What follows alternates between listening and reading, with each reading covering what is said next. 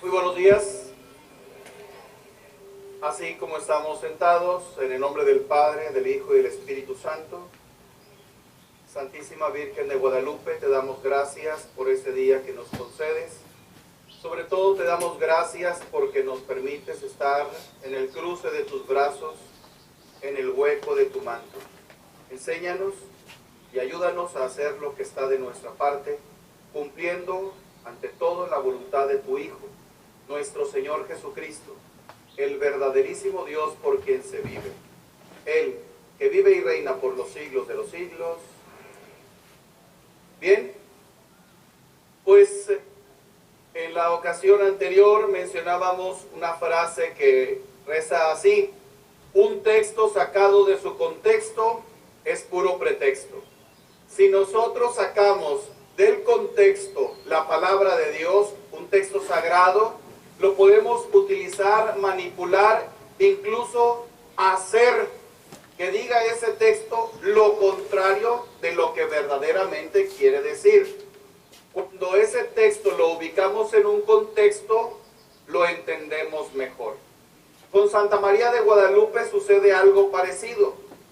La medida en que mejor entendemos el contexto, entendemos mejor el acontecimiento de las apariciones y también el mensaje que ella dejó a Juan Diego y a través de Juan Diego a todos nosotros los mexicanos, y no solamente los mexicanos, sino como ella misma se lo dice a Juan Diego, a las más variadas estirpes, sus amadores. Por eso en el mes pasado hablábamos de lo que era la filosofía religiosa indígena, en este caso prehispánica, antes de que llegaran los españoles, y hablamos sobre todo de un dios que se llama, o se llamaba, Ometeotl, que es el dios de la dualidad, el único dios, el verdadero Dios con V minúscula, por quien se vive, el creador de las personas, el dueño del cielo y de la tierra, el dueño de la cercanía y de la inmediación, el Ipanemohuani, el Teyocoyani, el Tloquenahuaque, el Ininhuicagua y Tlactipaque, que son los títulos que Santa María de Guadalupe no va a utilizar para Ometeotl, puesto que su Hijo Jesucristo no es Ometeotl, sino para el verdaderísimo, con V mayúscula, Dios por quien se vive, nuestro Señor Jesucristo. Bien, hablábamos acerca de los toltecas como una cultura sumamente importante en esta preparación, los sabios tlamatinimes que habían llegado a esa concepción de un único Dios, los sabios, y que después va a empezar una nueva cultura que tendrá como sustento ideológico el de los toltecas, que será la cultura de los aztecas, y que es el pueblo que nosotros más conocemos. Conocemos más de los aztecas, y si hablamos del mundo prehispánico, nos referimos más a los aztecas, por muchas situaciones, empezando aquí en México. ¿Cómo se llama el estadio más grande de fútbol en México? El Estadio Azteca, ¿verdad? Vemos que los aztecas pues dominaron gran parte de lo que era el mundo mesoamericano. Solamente tenían otro pueblo que en fama pues le igualaba o quizá le superaba, que era en la península de Yucatán, que eran los mayas. Así es que vamos a hablar ahora en este caso de los aztecas, porque Santa María de Guadalupe se apareció en un territorio azteca. Si bien no a un azteca, porque Juan Diego no era azteca, él era de los chichimecas, que ya estaban en Texcoco, en un lugar muy concreto, que es el Cerro del Tepeyac, que era dominado, que era territorio del imperio azteca. Bien, pues vamos a hablar acerca de todo esto, y concretamente porque Santa María de Guadalupe no se le apareció a Fray Juan de Zumárraga, no se le apareció a un español, no se le apareció a una persona que viniera de Europa. ¿Se le apareció a quién? A un indígena, con todos los rasgos indígenas, con toda la cosmogonía y toda la cosmovisión indígena que queda plasmada en una tilma. Así es que por eso va a ser importante el día de hoy todavía manejarnos en el contexto, para que el próximo primer miércoles de mes, que ya empecemos a hablar de Santa María de Guadalupe, el acontecimiento, las apariciones, ya entendamos mejor las cosas. Bien, los aztecas tenían como dios principal al gran conocido Huitzilopochtli. Ya la vez ocasión hablamos de cómo surge Huitzilopochtli. Huitzilopochtli es el dios de la guerra, pero también es el dios sol. Es el dios que empuja al pueblo de los aztecas a que siempre vayan a la guerra. ¿Por qué? Porque como sol, él necesita ser alimentado con la sangre de los hombres a través de los sacrificios humanos. Aquí hay algo interesante. Los aztecas no se llamaban a sí mismos aztecas. Los demás pueblos eran los que les llamaban así. Ellos se llamaban como mexicas. Los mexicas estaban ubicados cerca de Sinaloa, Sonora, en una ciudad mítica no porque no existiera, sino porque no se conoce exactamente el lugar, llamado Aztlán. ¿Se acuerdan que Tlán significa lugar de? Tenochtitlán, lugar de Tenoch; Tecatitlán, lugar donde abundan las tecates, y así, que hasta ahorita todavía es muy visitado por las tecatitlanes, ¿verdad? Bien, pues Aztlán significa el lugar de las garzas, o también lugar de blancura. Ahí es donde ellos habitaban. Acuérdense ustedes que lo que en la antigüedad marcaba la emigración de pueblos era el agua. Hay agua, aquí nos quedamos. No hay agua, nos vamos. Pues en Aztlán se acaba el agua y los mexicas empiezan a emigrar junto con los pueblos de habla náhuatl. Aquí lo interesante es que su dios Huitzilopochtli les dice a los sacerdotes del pueblo que vayan a una tierra que él les va a mostrar. ¿No les suena eso como algo de la Biblia? ¿A quién? A Abraham. Abraham, que le dice: sal de tu tierra y ve a una tierra que te mostraré. Abraham no sabía qué tierra se trataba. Él en la fe tendrá que ir caminando hasta que Dios le muestre. Pues sucede exactamente lo mismo, sin que ellos conocieran la Biblia, ni conocieran a Abraham, ni Génesis capítulo 12. Salen de Aztlán con esa idea de que tienen que encontrar una tierra y que su dios Huitzilopochtli se las va a mostrar. Emigran por más de 200 años, van por todo lo que es Aridoamérica, hasta que se empiezan a establecer en Mesoamérica. Llegan a aquel cerro conocido por muchos de nosotros, que es el cerro de Chapultepec, pues que en México pues es ya Chapultepec, ¿no? Todo el mundo lo conocemos. Bien, se establecen ahí. Después tienen que huir de ese lugar y se establecen en un islote en el lago de Texcoco. En ese lago había un islote. En ese islote abundaban los carrizos, abundaban los nopales y abundaban las serpientes. Los aztecas en un primer momento se alimentaban de eso, de reptiles y de serpientes. Bien, en ese lugar y en ese islote se encontraron el signo o el símbolo, como le queramos llamar, de lo que Huitzilopochtli les había dicho. Un águila parada sobre ¿qué? Y devorando ¿qué? Una serpiente. Aquí lo importante es entender el símbolo. Todos nosotros que fuimos a la secundaria nos acordaremos, o la primaria, nos acordaremos qué significa el águila parada sobre un nopal devorando la serpiente. ¿Qué significa el águila? El águila significaba el sol. El águila no estaba parada exactamente sobre el nopal, sino estaba agarrando unas tunas. ¿De qué color son las tunas además de verdes? Porque se los digo así porque en una ocasión no me salió. Le dije: ¿de qué color son las tunas? Y todos verdes. Bueno, y además de verdes, rojas. Ándele, pues de esas son las que vamos a hablar. Las tunas rojas que representan, ¿qué? Los corazones. Y la serpiente que representa la tierra, pero también representa la sangre. ¿Qué es lo que corre por nuestra sangre? Las venas. Ah, no, al revés, ¿verdad? ¿Qué es lo que corre por nuestras venas? La sangre. Bien, pues, ¿qué más? El altar, es decir, el nopal. ¿Qué representa el nopal? El altar. Es el altar del sacrificio donde el sol devora los corazones y la sangre. Ya en ese símbolo está representado lo que será el punto esencial en la vida del pueblo azteca, que serán los sacrificios humanos. Corazones y sangre que serán entregados a Dios nuestro Señor, al Dios Sol, en este caso para ellos, Huitzilopochtli, en la piedra del sacrificio. Bien, pues se encuentran con el símbolo, esa águila devorando la serpiente parada sobre el nopal, y se establecen en ese lugar llamado Tenochtitlán.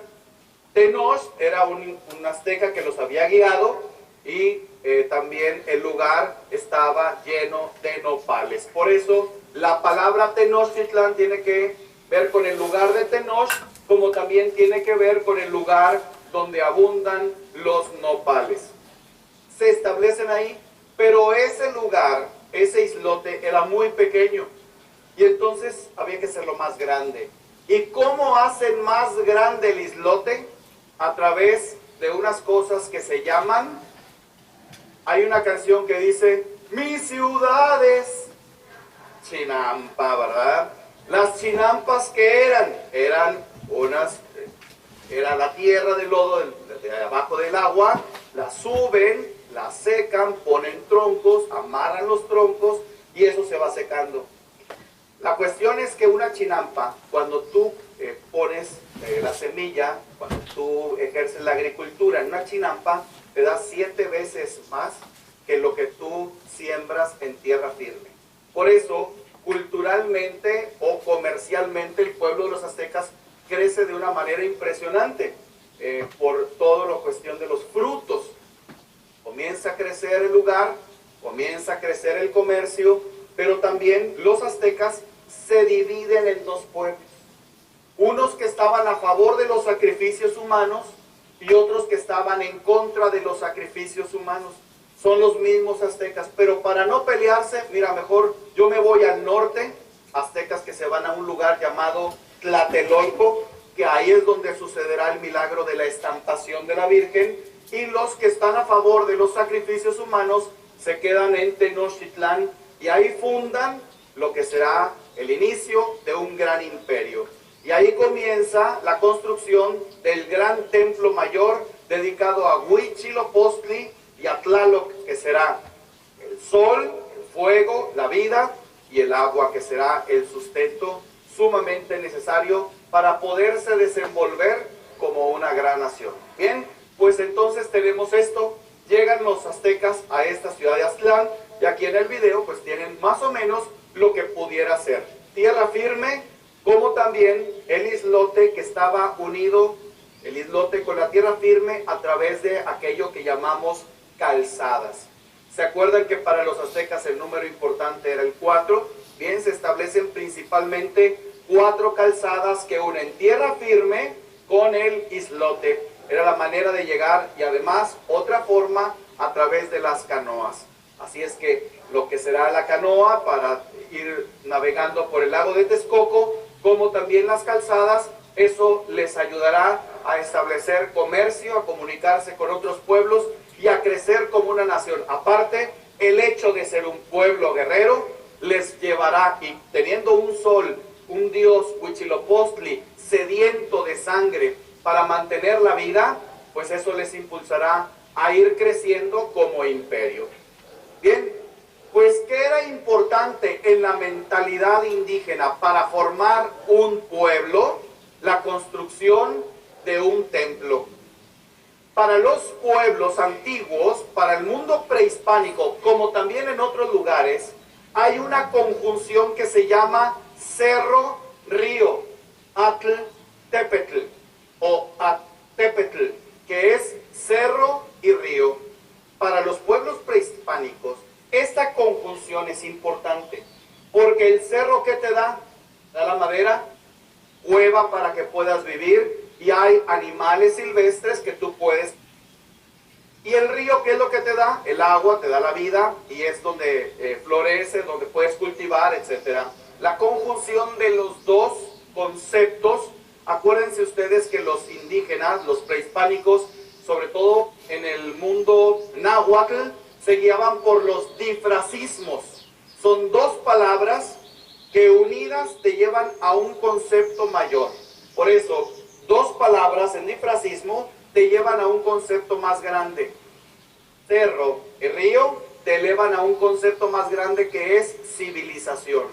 Un pueblo, una civilización, era la que se construía en base a un cerro y un río juntos, y van a ver en los códices cómo este concepto estará siempre presente. Lo que tenemos ahí en nuestra pantalla es un códice. Los aztecas, los toltecas, mayas, no escribían palabras, no existían las letras, escribían en códices, en ideogramas, es decir, en dibujitos, para que nos quede más claro. Esos dibujitos, esos ideogramas, exigían la interpretación. Esos códices se leían de arriba hacia abajo, se leían de abajo hacia arriba, de derecha a izquierda y de izquierda a derecha. Los códices se leían así, así es como ellos escribían, y por eso podían darle vuelta a esos pedazos no de papiro, porque no se hacía de papiro, sino de el maguey, la penca del maguey machacada, se hacía una especie como de papel, y ahí es donde ellos escribían sus códices, como también en piel de venado, era donde escribían sus códices. Ahí vemos un códice que narra la migración de Aztlán hacia Tenochtitlán, en donde vemos a un indígena que está navegando en el río, pero a la vez también está un cerro. Yo lo que quiero es que se aprendan, se memoricen cómo los indígenas dibujaban sus cerros. Así es como ellos dibujaban sus cerros. ¿Sí les ven las tres cositas que están a la derecha y a la izquierda? Bueno, cuando lleguemos a ver las flores grandotas que están en el vestido de la Virgen de Guadalupe, van a ver que esas flores grandotas tienen la forma de esos cerros. Así como dibujaban sus cerros, así es como están dibujadas estas flores grandotas. Y acuérdense que es conjunción cerro y agua, cerro y río, que significa pueblo o significa civilización. Bien, pues para formar un pueblo, para formar una civilización, el pueblo tenía que construir un templo. Si construyes un templo, entonces estás construyendo un pueblo, estás construyendo una civilización. Si te destruyen un templo, también te están destruyendo la civilización. Esto es interesante, porque ellos ya habían aprendido de las mitologías antiguas que ya les comenté la vez pasada, de por qué fueron destruidas las 4 eras anteriores.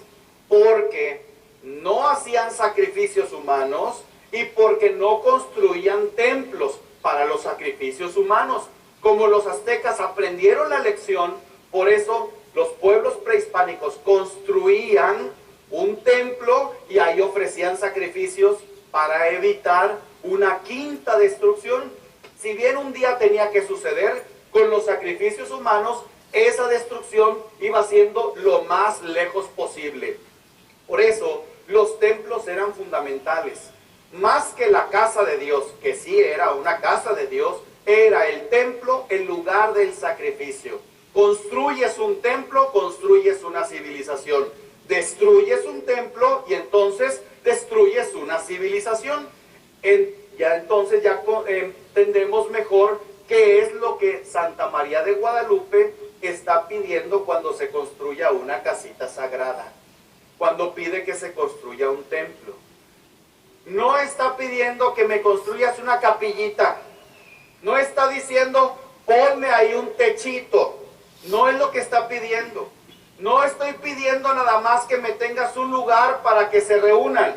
¿Qué es lo que estoy pidiendo? Que se construya una nueva, ¿qué? Civilización. Ella está pidiendo que surja, que se forme, que se construya un nuevo pueblo. Al pedir que se construya su casita sagrada, no es solamente para que se le tenga un lugar donde tú la puedas localizar. ¿Dónde está la imagen original de la tilma de Juan Diego, donde está impresa la Virgen de Guadalupe? En el Cerro de Tepeyac, en la Basílica, en el Templo Mayor, nuevo, reciente, que fue consagrado en 1976. No, no es solamente eso, sino quiere que se construya un nuevo pueblo, se construya una nueva civilización con valores, con toda esa estructura que es el reino de los cielos. Que aquí y desde aquí empiece a brotar y a manifestarse el deseo de su Hijo, nuestro Señor Jesucristo. Su carne y su sangre, su palabra, su amor, su ternura, su mirada compasiva, todo lo que ella viene a ofrecernos, que surja desde ahí, pero que se manifieste no solo a todo México, sino que se manifieste a todo el mundo. Por eso nos daremos cuenta que la única imagen de María Santísima que está en los 5 continentes y con gran devoción en los 5 continentes, no nada más que esté una imagen, es Santa María de Guadalupe. Es más, hasta está en una estación espacial en el cielo. Desde ahí, desde la atmósfera, ella nos está viendo a todos, bueno, de todas partes, ¿verdad? Pero hasta allá está la estampita de la Virgen de Guadalupe. Bien, pues entonces vemos la importancia de lo que es un templo. Pero no solamente el templo era importante. Otra cosa que para nuestros muy queridos indígenas prehispánicos era importante era la flor y el canto. El difracismo, la unión de dos palabras, Inxochitl, que es flor, Incuicatl, que es canto, significaba la comunicación de Dios nuestro Señor. La flor, que significaba la verdad. ¿Por qué la flor significa la verdad? Porque verdad en náhuatl se dice Nelly. Nelly, con doble L, Nelly significa verdad. Nelly, palabra náhuatl que significa verdad, viene de otra palabra náhuatl, Nelilistli, que significa verdaderísimo, que significa arraigadísimo, es decir, algo que está metido, insertado ¿en dónde? En la tierra, algo que tiene raíz. Por eso la verdad para el indígena es algo que tiene raíz, que tiene fundamento, que tiene sustento.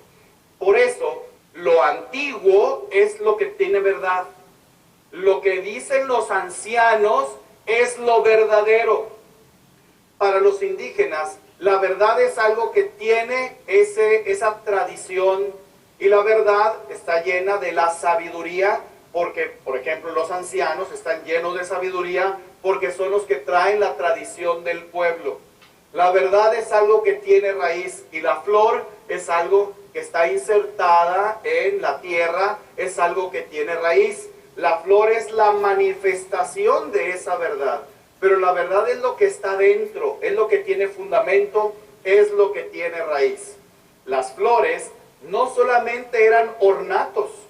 Para nosotros, en nuestra cultura, las flores son ornatos. Por ejemplo, si va a ser una misa de una quinceañera, ¿qué es lo que pones en la iglesia o en el salón? ¿Qué es lo que pones? Cuando un novio quiere quedar bien con la novia, ¿qué es lo que le llevas? Flores. Cuando el esposo quiere quedar bien con la esposa, ¿qué le lleva? Flores. Nada más porque no oí. Cuando la esposa quiere quedar bien con el esposo, ¿qué le lleva? Problemas. Y así como que llevamos buena relación, ahí te van 2, 3 problemas. No funciona la plancha, la lavadora y la secadora. Ahí están tus flores, ¿verdad? Las 3 broncas. Bien, pues para nosotros solamente son ornatos. Para los indígenas no solamente eran ornatos, tenía una simbología y una representatividad de la verdad muy importante. Es arraigamiento, raíz, tradición, pueblo, cultura, civilización, sabiduría. Neli, Nelilistli. Bien, el canto era una manera en cómo tú te comunicabas con Dios y también Dios se comunicaba contigo. Para establecerse como pueblo dijimos que era importante una cosa, ¿qué era? Empieza con tem y termina con plo. El templo, exactamente, alguien lo dijo por ahí, templo, muy bien. Para constituir un pueblo se necesita la construcción de un templo, pero para manifestarte como pueblo se necesita de otra cosa, que es la poesía. La poesía señala que tú ya eres una cultura bien constituida. Vemos en los escritos de la literatura náhuatl grandes y hermosísimos poemas. ¿Por qué? Porque la poesía era fundamental. El indígena cantaba, el indígena lanzaba poemas. Si escucháramos, si leyéramos dentro de la literatura náhuatl, hay libros en ciertas editoriales, sobre todo una muy económica. Aquí no puedo decir comerciales, me tienen prohibido que diga que la editorial Porrúa es una que es muy fácil que tú puedes encontrar. Tengo prohibido eso, pero ahí viene, búscale literatura náhuatl y te vas a dar cuenta de las hermosísimas poesías, cómo se levantaban los indígenas y pinchaban su oreja y goteaban 3 gotitas de sangre en una pequeña vasija, la ponían junto a las flores en la ventana y comenzaban sus alabanzas para decirle a Dios, mi vida te pertenece. Y empezaban las poesías. Y cómo durante el día en su trabajo alababan a sus dioses, especialmente, obvio, a Huitzilopochtli, al Tloquenahuaque, al Ipanemohuani, o también ya para anochecer las bellísimas oraciones antes de dormir y encomendar su vida y su descanso a las diferentes divinidades. Vemos que los pueblos, para establecerse como tal, el templo, pero para manifestarse como tal, la poesía, el canto, la poesía era una parte importantísima en la cultura prehispánica. Bien, para nuestros muy queridos indígenas, el canto era la manifestación de Dios. Dios, así como tú le hablas a Él con el canto, Él también te habla a ti con el canto. ¿Qué es lo que escuchó Juan Diego el 9 de diciembre de 1531, cerca de las 4:30 de la mañana? Cantos, como de pájaro, que sobrepujaban al del Coyoltótotl y del Xiniscan. ¿Ven? ¿Qué significa que él estaba escuchando cantos? Significa que Dios, ¿qué? Dios me está hablando. Dios está comunicando conmigo. Por eso Juan Diego se empieza a hacer preguntas. Vean ustedes en el Nican Mopogua. ¿Dónde estoy? ¿Dónde me veo? ¿Acaso estoy soñando? ¿Por ventura soy digno de lo que oigo? ¿Acaso me encuentro en el país de nuestra carne, en la tierra del sustento? ¿Acaso me encuentro en la tierra celestial que nos narraron nuestros viejos, nuestros antepasados? ¿Ven cómo con el canto él se transporta? ¿A dónde? Al cielo. ¿Y quién está en el cielo? Dios. Dios me está hablando. ¿Ven cómo es importante que ubiquemos este contexto para que cuando lleguemos a las narraciones del Nican Mopogua, de las apariciones, ya no vas a entender como, ¡ay, qué bonito! Y en la pintura de Juan Diego ya hay unos pajarillos cantando. ¡Qué hermosos cantaban esos pajaritos del coyote y el correcaminos! Coyoltótotl y del Xiniscan. Bueno, eso, qué hermoso. Ya no entiendes eso nada más. Entiendes que Dios le está hablando, está Dios interviniendo tajantemente en la historia de la humanidad. Por eso, la combinación flor y canto, in Xochitl, in Huicatl, será fundamental. ¿Qué es lo que apareció en el Cerro del Tepeyac milagrosamente el 12 de diciembre de 1531? Flores. ¿Qué es lo que le llevó Juan Diego a la Virgen cuando bajó del Cerro del Tepeyac? ¿Qué hizo la Virgen cuando vio esas flores? Las toma y luego las vuelve a colocar y luego se las lleva al obispo. ¿Por qué? Y le dice, tú eres mi mensajero muy digno de confianza. Tú eres mi mensajero muy digno de confianza. Porque para los aztecas, los mensajeros Los que iban de un rey a otro, llamados tlatoanis, los que iban de un rey a otro tenían que llevar en su mensaje flores. El rey preparaba todo un arreglo floral y se lo llevaba al otro rey para darle el mensaje. El mensajero tenía que ser cualificado, no tenía derecho a oler las flores, y cuando llegaba incluso el mensaje podía ser negativo. Vengo a declararte la guerra. De parte de mi tlatoani, ese es su mensaje. Te declaro la guerra florida, que es la que veremos ahorita más adelante. Vemos entonces que el mensajero tenía que llevar flores porque era parte de la costumbre. Flor y canto es la verdad, comunicación de Dios. Bien, un aspecto también necesario para el pueblo azteca eran las guerras floridas. Xochitl, Yaoyotl, guerra florida. ¿Por qué? Porque ¿cómo le vamos a hacer para ofrecer a Huitzilopochtli, a Tlaloc, a las demás divinidades, Tezcatlipoca, Xochitl, Topec? ¿Cómo le vamos a ofrecer todos estos hombres y mujeres? Bien, vamos a capturarlos en los pueblos vecinos. Y salían a la guerra, salían a la batalla. Se declaraba la guerra, el otro rey, el otro tlatoani, obviamente se preparaba, pero en esta guerra no se trataba de matar al cautivo, no se trataba de matar al enemigo. ¿De qué se trataba? De capturarlo, porque nunca, nunca, nunca, nunca, nunca, para que lo entiendan todos, se ofrecía una persona muerta. Nunca, nunca, nunca, nunca se ofrecía una persona muerta. Siempre se ofrecía una persona viva, ya sea un adulto, o ya sea un niño, o ya sea una niña. Se ofrecían siempre personas vivas.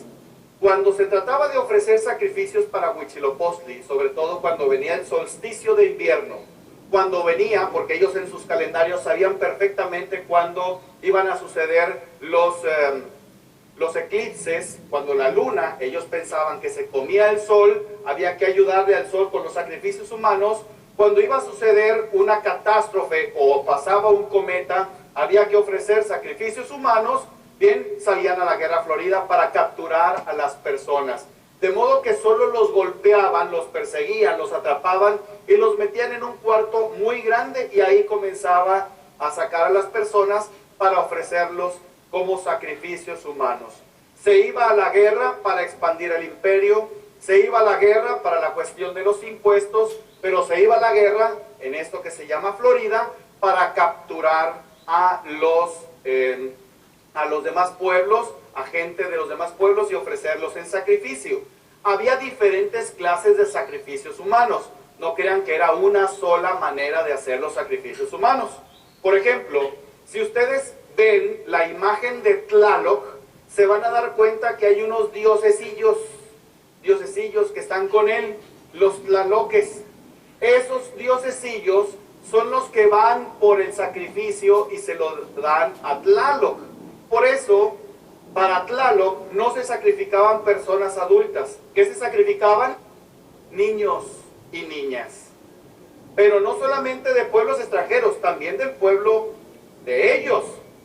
Cuando anunciaban el sacrificio para Tlaloc, ya sabían los papás, pero sobre todo las mamás. Acuérdense que había muchas viudas en aquel entonces, porque los esposos morían en batalla, o también había muchas mujeres que se encargaban también del oficio de la casa, porque el papá o trabajaba, el esposo trabajaba lejos, o estaba en batalla, en guerra.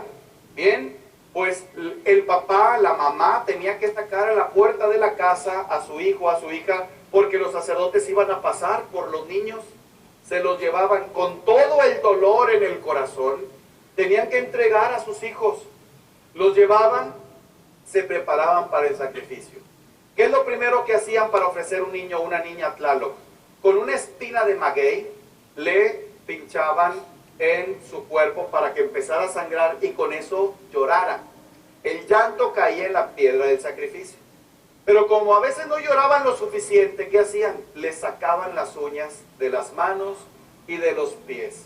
Ahora sí, a llorar profundamente, Si era niña, le cortaban la cabeza; si era niño, le abrían su pechito, sacaban el corazón y lo ofrecían a los 4 puntos cardinales a Tlaloc.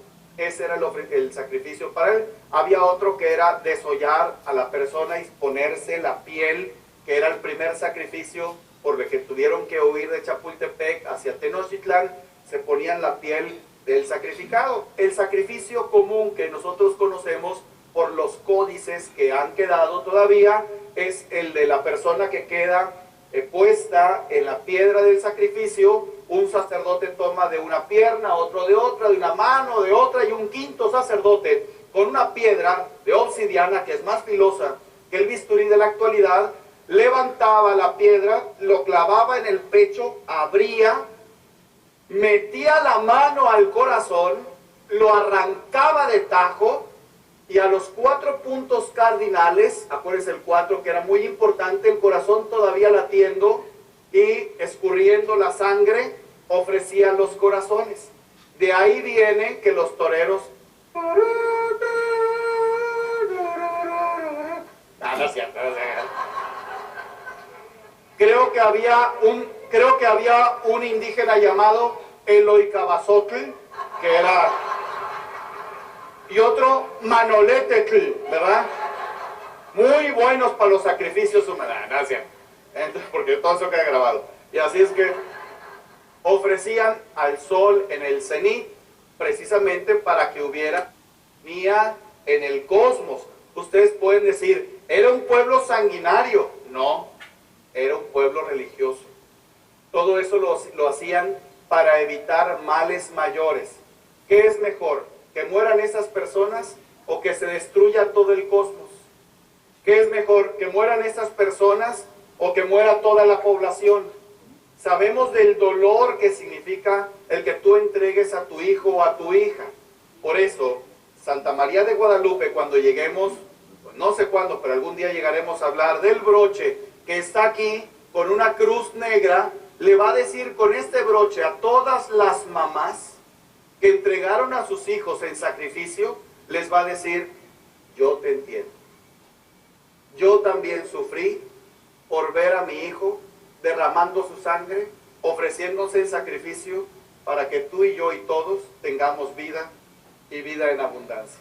La mamá que entregó a su hijo en sacrificio encontrará en la cruz de ese broche el consuelo de decir, hay alguien en el cielo que me entiende perfectamente, porque pasó lo mismo que nosotros, ofrecer a su hijo en sacrificio para que todos se salvaran.